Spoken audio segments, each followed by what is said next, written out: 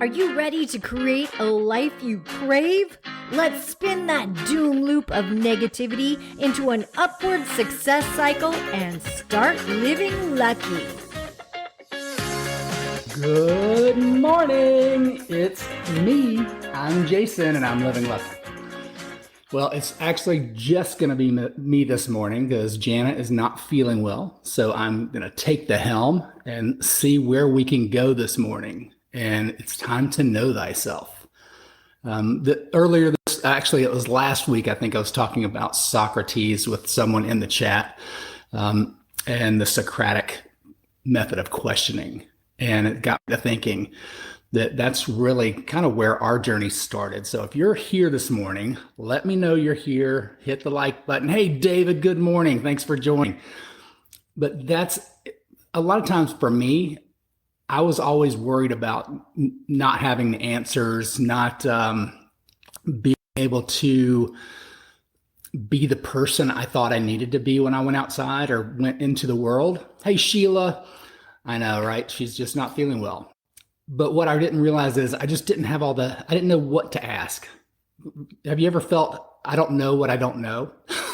Or you're starting a new project, you're starting something new, and sometimes you're just like, I just don't know what I don't know. So I don't know what questions to ask. And I found myself in that situation a lot. So what I would do is kind of withdraw and try to figure things out a lot on my own.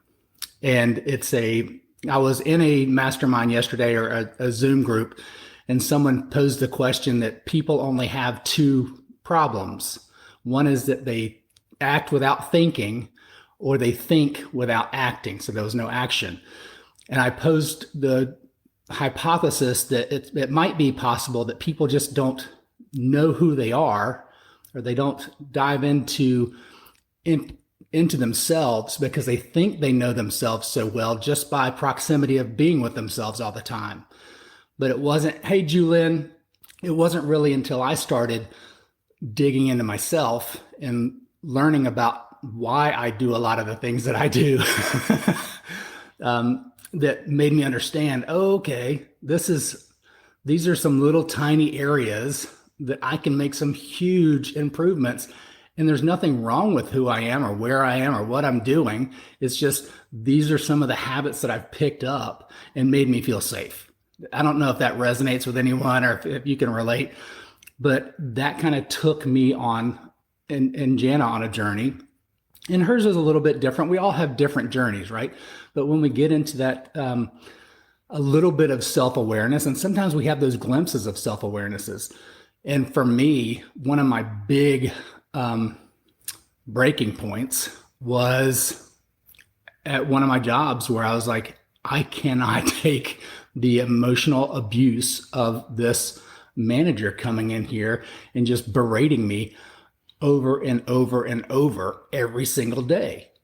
And it wasn't every single day, but it felt like it. And I was a top producing manager of my office, higher fleet growth, customer service, all these things. My employees love me. They still call me or like want me to mentor them. Sheila says, I think it's easier to work on changing habits if you have a partner. Absolutely. Accountability is great. And I love, that's why a lot of people jump in here, I think. And a lot of people come and work with us on a regular basis. One of the things that I was looking at the other day is just some small habits, like reading 20 pages a day equals 30 books a year. Saving $10 a day is saving $3,650 a year. Now, close to $4,000 a year doesn't sound like much, but if you think about it, over 10 years, that's $40,000. And do you have $40,000 in the bank right now? A lot of people don't. And that's something to be said. But if you'd started 10 years ago at saving $10 a day, because it's doable, a lot of us will spend, if you look for it, you'll see that a lot of us are spending money here and money there. And $10 a day, you can find it. You can find $70 a week. A lot of times it is frivolously spent. Walking a mile a day is 365 miles a year. growing 1% better a day is 37 times better a year. Those are little changes. And if you're reading 20% a day, that's going to make you 1% better. And you can listen to that on Audible or listen to it on YouTube while you're walking that 1 mile a day. That's covering 2 things at once. So it's not adding time to your day, and you're not spending money at the time, so you're saving. Just little tiny things. And those are great. So we're reading this book right now, and Enneagrams, that's the road back to you. Jana and I mentioned it earlier in the week. It's all about understanding ourselves and recognizing that we just have different communication styles. There's reasons that we act a certain way. It's really about just getting to know ourselves better. Hey, if you're in the chat, just put your favorite emoji or something in there. Let me know that you're here. I don't want to feel like I'm alone in this. Maybe I'm the only person that ever feels like this. Sheila says, I don't go anywhere. I don't eat out. Finally got my hair cut after a year and a half. Call me cheap. Call you frugal, call you saving, call you knowing what your dream is and doing things that are intentional towards it. Because I see that, Sheila, and you have made those steps. I'm putting together a book right now that is, Jana and I were talking about it, called True Up Your Life. So it's basically the program that we went through for ourselves, and we're just going to put it together into like a workbook. And that way other people can kind of follow that process if they want. Thanks, David. I love it. Hey, Marilyn and Sheila, I love the dancing cats. So if anybody wants to just say, hey, I want to make some intentional steps towards improving it, but I don't want to get a coach right now. Whatever the reason is. I fought getting a coach for years. I fought community groups for years because I wanted to do it all myself. There's a specific time for people to make that switch. I get it. I didn't see exponential growth in myself until I got my first coach, and I went all in, and Jana and I both went all in. We needed to see big changes in our lives, and it made big changes. So that was for us. I get it. Hey, Jeff, good morning. But it is what it is. So that's it. But know thyself. And a lot of times we think we know ourselves. But I remember the 7-year-old me, the 5-year-old me that wanted to help everyone, that wanted to have fun, wanted to laugh, wanted to play. And then I also remember the 19-year-old me that was angry all the time, and that felt like he had been laughed at for trying to help people and laughed at for trying to make people smile. And then I remember the 25-year-old me that was trying to change the world and make it safe, and felt helpless. But then I remember the 28-year-old me that was in Orlando selling and giving solutions to the world. And that became a very lucrative path for me, because I was actually able to provide solutions and do it in a very fluid and easy way that wasn't high pressure. It was, how can I help, get compensated, and what's the real solution that you need? Not what's a solution that I want you to have. I don't know if that makes sense, but how many times have you walked in someplace and someone wants you to buy what they're selling, but all you need is the solution to your problem? Hey, Kathy. And Lisa, good morning. Right, Lisa. Lisa says, I'm 64 and just now learning about myself. A, it's never too late. And B, it's always great. It feels like I just got goosebumps. Follow the goosebumps. I wish you could see these, because it's amazing to start learning about yourself. And sometimes, like for me, there was some sad moments, but you turn that around. So it was in this book, they call it SNAP. Jana and I, when we started learning all these things, we were like, what is this? What is the process that we're using to correct some of our behaviors? And what we came up with was spin positive, which was stop, become aware of what we're feeling, because a lot of times we go through life and we're kind of numb, right? We just react. Something happens and we're reacting because it's subconscious. We're just on autopilot of usually it's fear-based for me. And I'm thinking something like that happened in the past. This feels like something similar to that. And it's probably going to result in a situation similar.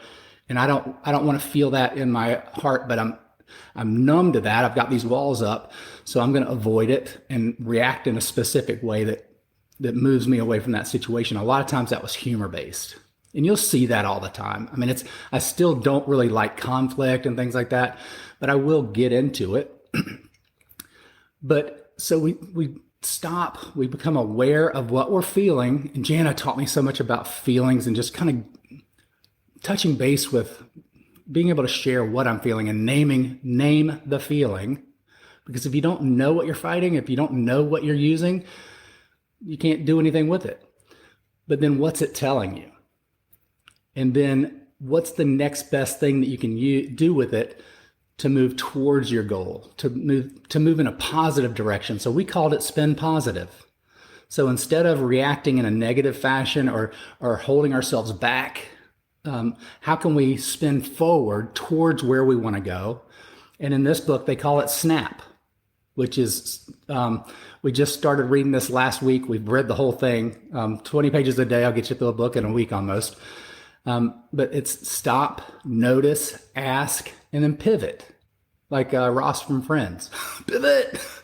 But it's pretty much the same thing. So these tools are being recognized by people all throughout the industry of becoming aware, asking ourselves the empowering questions instead of the disempowering questions, because so often we get caught up in this mind trap and these thought worms that lead us into decay and hurt and fear, sadness, guilt, shame, all these emotions that aren't bad, but we're not listening to what they're telling us and what the real thing is behind it.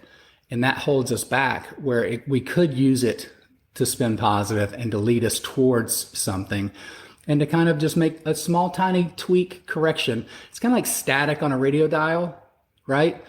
Just turn the knob a hair and things come in crystal clear. And that's all. So that 1% shift can change everything.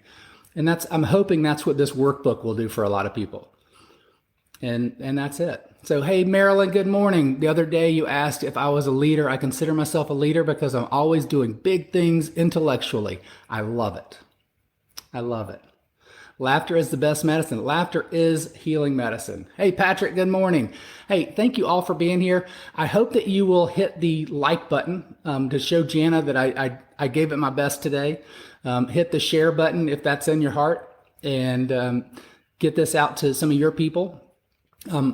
I'm lobbying for moving this over to YouTube.